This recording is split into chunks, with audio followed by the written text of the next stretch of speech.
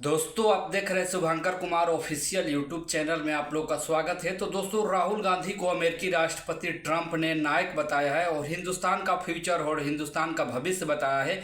और यह पहला मौका नहीं है कि जब डोनाल्ड ट्रंप ने राहुल गांधी की तारीफ की। अभी पिछले एक दो महीना का ट्रैक उठा के देखिएगा, इतिहास उठा के देखिएगा, तो तीन चार मौके पर उन्होंने जमकर तारीफ किया है। और ख़ास तौर पर उनके विदेश नीति में जिस तरह से विदेश के नीति के बारे में बात करते हैं, शिक्षा के बारे में जितनी बेबाकी से बात करते हैं और जितना बेहतरीन तरीके से बात करते हैं, या किसी भी मामले पर बहुत ही परफेक्ट बात करते हैं और बरगलाने की कोशिश नहीं करते हैं, झूठा वादा नहीं करते हैं।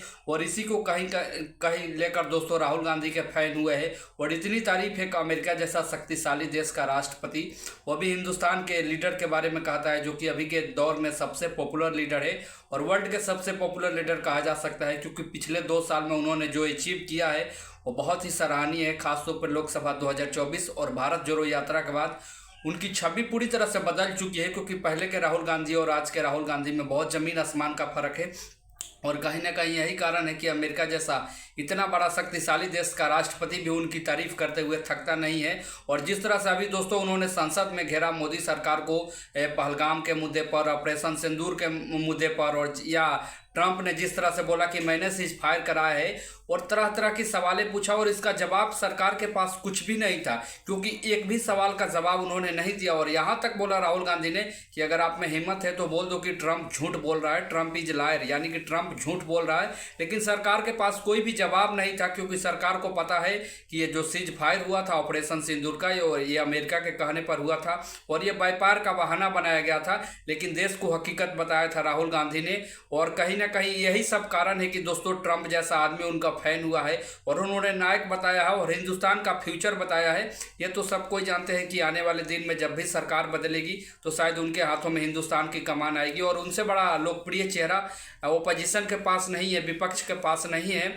और जिस तरह से वो मेहनत करते हैं और जनता के बीच रहते हैं दोस्तों, कहीं ना कहीं यही कारण है कि आज उनकी पॉपुलैरिटी टॉप के लीडर में हो चुकी है। और दुनिया में अभी उतना युवा और उतना पढ़ा लिखा और उतना शिक्षित उम्मीदवार किसी भी कंट्री के पास नहीं है। हिंदुस्तान में तो कोई दूर दूर भी उनके आसपास नहीं दिखता है, क्योंकि जितने वो पढ़े लिखे हैं और दुनिया के सबसे बेहतरीन कॉलेज, दुनिया के जो सबसे टॉप की यूनिवर्सिटी है उसमें से उन्होंने डिग्री हासिल की है। तो यह दिखाता है कि दोस्तों राहुल गांधी की ताकत बहुत बढ़ी है पिछले 2-3 साल में। और ओपोजिशन का ताकत बढ़ना बहुत बड़ी बात होती है, क्योंकि अगर सरकार में अपोजिशन मजबूत नहीं रहेगा तो सरकार से सवाल करने वाला कोई नहीं रहता है। तो इसलिए अपोजिशन का बढ़ना भी बहुत ज़रूरी होता है। और उसमें राहुल गांधी एक बहुत ही परफेक्ट उम्मीदवार है, क्योंकि जो आज इंडिया गठबंधन का आज इतना बड़ा दल हुआ है तो कहीं ना कहीं उसमें सबसे ज़्यादा दोस्तों राहुल गांधी का देन है। क्योंकि अगर राहुल गांधी शायद नहीं होते तो इंडिया गठबंधन इतना बड़ा नहीं होता और जो 400 का पार का नारा था शायद वो भी क्रश हो जाता। लेकिन कहीं ना कहीं संविधान के मुद्दे को